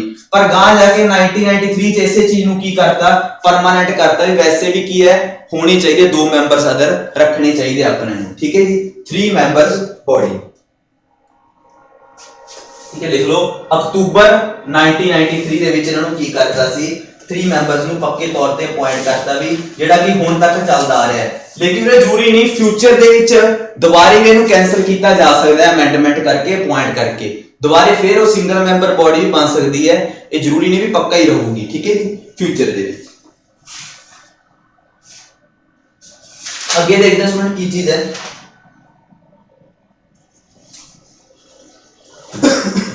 नेक्स्ट देखो की है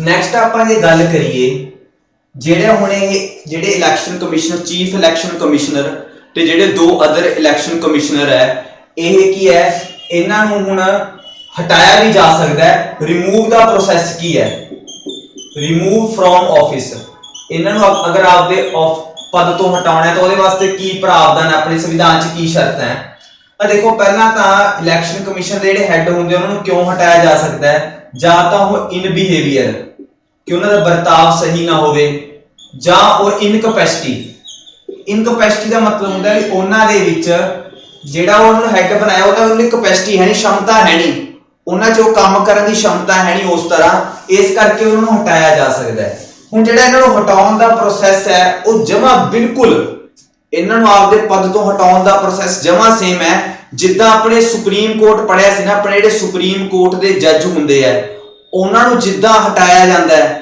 ਸੇਮ ਇਹਨਾਂ ਨੂੰ ਵੀ ਕੀ ਹੈ ਇਲੈਕਸ਼ਨ ਕਮਿਸ਼ਨਰ ਦੇ ਜਿਹੜੇ ਹੈੱਡ ਹੁੰਦਾ ਉਹਨੂੰ ਵੀ ਹਟਾਇਆ ਕਿਵੇਂ ਲੋਕ ਸਭਾ ਜਾਂ ਆਪਾਂ ਕਹਿ ਸਕਦੇ ਹਾਂ ਰਾਜ ਸਭਾ ਇਹਦੇ ਵਿੱਚ ਕੀ ਹੈ ਬਿੱਲ ਪਾਸ ਹੋਣਗੇ ਲੋਕ ਸਭਾ ਤੇ ਰਾਜ ਸਭਾ ਚੋਂ ਮਤਲਬ ਜਿਹਦਾ ਲੋਕ ਸਭਾ ਚੋਂ ਬਿੱਲ ਪਾਸ ਹੋਇਆ ਫਿਰ ਰਾਜ ਸਭਾ ਕੋਲ ਜਾਊਗਾ ਫਿਰ ਕਿਹਦੇ ਕੋਲ ਜਾਂਦਾ ਭਾਰਤ ਦੇ ਰਾਸ਼ਟਰਪਤੀ ਕੋਲ ਉਹ ਅਗਰ ਸਾਈਨ ਕਰ ਦੂਗਾ ਤਾਂ ਕੀ ਹੋ ਜਾਊਗਾ ਚੀਫ ਇਲੈਕਸ਼ਨ ਕਮਿਸ਼ਨਰ ਜਾਂ ਅਦਰ ਕਮਿਸ਼ਨਰਾਂ ਨੂੰ ਕੀ ਹੈ ਆਪਣੇ ਅਹੁਦੇ ਤੋਂ ਹਟਾ ਦਿੱਤਾ ਜਾਊਗਾ ਹੁਣ ਇਹੀ ਗੱਲ ਹੈ ਵੀ ਲੋਕ ਸਭਾ ਚੋਂ ਬਿੱਲ ਪਾਸ ਹੈ ਰਾਜ ਸਭਾ ਕਿਸੇ ਵੀ ਹਾਊਸ ਚੋਂ ਪਹਿਲਾਂ ਬਿੱਲ ਉੱਠ ਸਕਦਾ ਹੈ ਇਹਨੂੰ ਹਟਾਉਣ ਵਾਸਤੇ ਤੇ ਬਿੱਲ ਪਾਸ ਕਿੱਦਾਂ ਹੋਊਗਾ ਮੈਜੋਰਿਟੀ ਦਾ ਮਤਲਬ 2/3 ਜੇਕਰ ਮੰਨ ਲਓ ਜਿਵੇਂ ਲੋਕ ਸਭਾ ਦੀਆਂ ਟੋਟਲ ਸੀਟਾਂ ਜਾਂ ਰਾਜ ਸਭਾ ਦੀ ਜਿਵੇਂ ਮੰਨ ਲਓ ਲੋਕ ਸਭਾ ਦੀ ਟੋਟਲ ਸੀਟਾਂ ਕਿੰਨੀਆਂ 543 ਰਾਜ ਸਭਾ ਦੀਆਂ ਕਿੰਨੀਆਂ 245 ਪ੍ਰੈਜ਼ੈਂਟ ਟਾਈਮ ਠੀਕ ਹੈ ਹੁਣ ਵੀ ਇਹਦਾ 2/3 ਕਿ ਜੇਕਰ 2/3 ਹੀ ਮੈਂਬਰ ਜਿਹੜੇ ਬੈਠੇ ਆ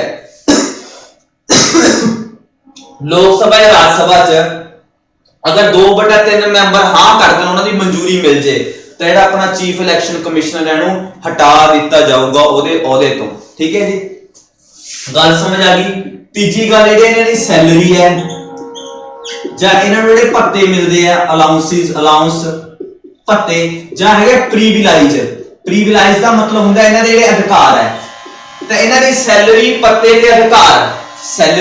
ਭੱਤੇ ਤੇ ਅਧਿਕਾਰ ਹੈ ਜਿਹੜੇ ਉਹ ਜਮਾ ਸੇਮ ਹੈ ਜਿਵੇਂ ਸੁਪਰੀਮ ਕੋਰਟ ਦੇ ਜੱਜ ਕੋਲ ਜਿੰਨੀਆਂ ਪਾਵਰ ਹੈ ਨਾ ਸੇਮ ਪਾਵਰਾਂ ਕਿੰਨਾ ਕੋਲ ਹੈ ਜਿਹੜੇ ਇਲੈਕਸ਼ਨ ਕਮਿਸ਼ਨਰ ਦਾ ਚੀਫ ਇਲੈਕਸ਼ਨ ਕਮਿਸ਼ਨਰ ਹੈ ਸੇਮ ਡਿਟੋ ਹੈ ਜਿਹਦੀ ਉਹਦੀ ਉਨੀ ਸੈਲਰੀ ਹੈ ਉਨੀ ਸੈਲਰੀ ਕੀ ਹੈ ਇਹਨਾਂ ਦੀ ਹੋਊਗੀ ਤਾਂ ਇਹਨਾਂ ਦੀ ਸੈਲਰੀ ਸੇਮ ਹੈ ਕਿਹਦੇ ਕਰਕੇ ਸੁਪਰੀਮ ਕੋਰਟ ਦੇ ਜੱਜ ਵਾਂਗੂ ਸੇਮ ਇਹਨਾਂ ਦੀ ਸੈਲਰੀ ਅਲਾਉਂਸਿਸ ਤੇ ਕੀ ਹੈ ਅਧਿਕਾਰ ਹੈ ਕਿੰਨਾ ਕੋਲ ਚੀਫ ਇਲੈਕਸ਼ਨ ਕਮਿਸ਼ਨਰਸ ਕੋਲ ਸਮਝ ਆ ਗਈ ਸਟੂਡੈਂਟ ਤਾਂ ਨੂੰ ਆਫਿਸ ਚੋਂ ਰਿਮੂਵ ਕਿੱਦਾਂ ਕੀਤਾ ਜਾਂਦਾ ਹੈ ਲੋਕ ਸਭਾ ਜਾਂ ਰਾਜ ਸਭਾ ਕਿਸੇ ਵੀ ਹਾਊਸ ਚੋਂ ਪਹਿਲਾਂ ਬਿੱਲ ਉੱਠ ਸਕਦਾ ਹੈ ਤਾਂ ਕਿੰਨੇ ਮੈਂਬਰਾਂ ਦੀ ਮਨਜ਼ੂਰੀ ਚਾਹੀਦੀ ਹੈ 2/3 ਮੈਂਬਰਾਂ ਦੀ ਜੇਕਰ ਬਿੱਲ ਪਾਸ ਹੋ ਗਿਆ ਤਾਂ ਰਾਸ਼ਟਰਪਤੀ ਸਾਈਨ ਕਰ ਦੂਗਾ ਤੇ ਇਹਨੂੰ ਆਪਦੇ ਆਫਿਸ ਚੋਂ ਕੀ ਕਰ ਦਿੱਤਾ ਜਾਊਗਾ ਰਿਮੂਵ ਕਰ ਦਿੱਤਾ ਜਾਊਗਾ ਇਲੈਕਸ਼ਨ ਕਮਿਸ਼ਨਰ ਆਫ ਇੰਡੀਆ ਨੂੰ ਜਿਹੜਾ ਚੀਫ ਇਲੈਕਸ਼ਨ ਕਮਿਸ਼ਨਰ ਹੈ ਸਮਝ ਆ ਗਈ ਸਟੂਡੈਂਟ ਗੱਲ ਤਾਂ ਅੱਗੇ ਦੇਖਦੇ ਹਾਂ ਆਪਾਂ ਕੀ ਚੀਜ਼ ਹੈ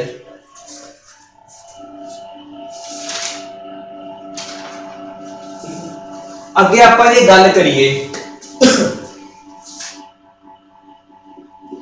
ਇਹ ਗੱਲ ਕਰੀਏ ਨਾ ਕੋਲ ਪਾਵਰਸ ਆਫ ਇਲੈਕਸ਼ਨ ਕਮਿਸ਼ਨ ਵੀ ਇਲੈਕਸ਼ਨ ਕਮਿਸ਼ਨ ਕੋਲ ਕਿਹੜੀਆਂ ਪਾਵਰਸ ਹੈ ਉਹ ਪਾਵਰ ਤਾਂ ਸੁਣਨਾ ਆਪਾਂ ਪੜ੍ਹ ਹੀ ਲਿਆ ਪਾਵਰ ਦਾ ਮਤਲਬ ਕੀ ਹੈ ਇਲੈਕਸ਼ਨਸ ਕੰਡਕਟ ਕਰਵਾਉਂਦੀਆਂ ਇਲੈਕਸ਼ਨ ਦੇ ਟਾਈਮ ਤੇ ਪੂਰੀਆਂ ਪਾਵਰਾਂ ਇਹਨਾਂ ਕੋਲ ਹੁੰਦੀਆਂ ਜਿਹੜੇ ਆਪਣੇ ਇਲੈਕਸ਼ਨ ਦੇ ਵਿੱਚ ਜਿੰਨੇ ਵੀ ਆਪਣੀਆਂ ਪਾਰਟੀਆਂ ਹੁੰਦੀਆਂ ਜਿਹੜੇ ਉਹਨਾਂ ਦੇ ਸਾਈਨ ਹੁੰਦੇ ਨੇ ਜਿਵੇਂ ਆਪਣੇ ਭਾਜਪਾ ਦਾ ਕਮਲ ਕਾਂਗਰਸ ਦਾ ਹੱਥ ਵਾਲਾ ਸਾਈਨ ਐਦਾਂ ਜਿੰਨੇ ਵੀ ਸਾਈਨਸ ਹੈ ਉਹ ਸਾਰੇ ਕੌਣ ਅਲਾਟ ਕਰਦੀ ਹੈ, ਇਹਨਾਂ ਨੂੰ ਕੌਣ ਅਲਾਟ ਕਰਦੀ ਹੈ? ਇਲੈਕਸ਼ਨ ਕਮਿਸ਼ਨ ਆਫ ਇੰਡੀਆ ਕੀ ਹੈ? ਇਹਨਾਂ ਨੂੰ ਜਿਹੜੇ ਸਿੰਬਲ ਹੈ ਉਹ ਅਲਾਟ ਕਰਦੇ ਹੈ। ਸਿੰਬਲ ਨੂੰ ਅਲਾਟ ਕੌਣ ਕਰਦਾ ਹੈ? Election commission of India. ਜਿਹੜਾ ਭਾਰਤ ਦਾ ਇਲੈਕਸ਼ਨ ਕਮਿਸ਼ਨ ਹੈ ਉਹ ਅਲਾਟ ਕਰਕੇ ਦਿੰਦਾ ਇਹਨਾਂ ਨੂੰ, ਸਿੰਬਲਸ ਅਲਾਟ ਕਰਕੇ ਦਿੰਦਾ। ਠੀਕ ਹੈ ਜੀ, ਸਮਝ ਆ ਗਈ ਗੱਲ? ਤਾਂ ਇਦਾਂ ਫਿਰ ਇਲੈਕਸ਼ਨਸ ਕਮਿਸ਼ਨ ਕੀ ਕੰਡਕਟ ਕਰਵਾਏ ਜਾਂਦੇ ਇਲੈਕਸ਼ਨਸ ਪੂਰੇ ਭਾਰਤ 'ਚ। ਠੀਕ ਹੈ, ਪਾਵਰਾਂ ਨੇ ਪੜ੍ਹ ਲਏ ਵੀ ਬਸ ਪੂਰੇ ਡਿਊਟੀ ਪਾਵਰਾਂ ਕੀ ਇਹਨਾਂ ਕੋਲ ਬਈ ਕਿਸੇ ਵੀ ਇੰਡੀਪੈਂਡੈਂਟ ਆਪਦੇ ਆਪ 'ਚ ਕੋਈ ਵੀ ਇਹਨਾਂ ਨਾਲ ਕੀ ਹੈ ਇੰਟਰਫੇਰੈਂਸ ਨਹੀਂ ਕਰੂਗਾ, ਨਾ ਹੀ ਕੋਈ ਸੁਪਰੀਮ ਕੋਰਟ ਕੋਈ ਵੀ ਕੁਐਸਚਨ ਪੁੱਛ ਸਕਦੀ ਹੈ ਐਨੀ ਕੋਰਟ ਦੇ ਮਾਮਲੇ 'ਚ। दूसरा सिंबल अलॉटमेंट की पावर है इन्हां कोल। ठीक है जी, तो सब की इदां इन्हां कोल पावर है कुछ इलैक्शंस कमीशन कोल। तो स्टूडेंट ये अपना टॉपिक कंप्लीट होया इलैक्शन कमीशन ऑफ इंडिया। ठीक है, तुसीं हुण कमेंट बॉक्स च दसना है भी जेडे अपने प्रेजेंटली करंट जेडे चीफ इलैक्शन कमिश्नर है उन्हां दा नाम तो है सुनील अरोड़ा, जेडे दो थल्ले इलैक्शन कमिश्नर्स है उन्हां दे नाम तुसीं दसने हो करंटली कौन है उन्हां बारे। ठीक है स्टूडेंट्स, तो थैंक यू सो मच।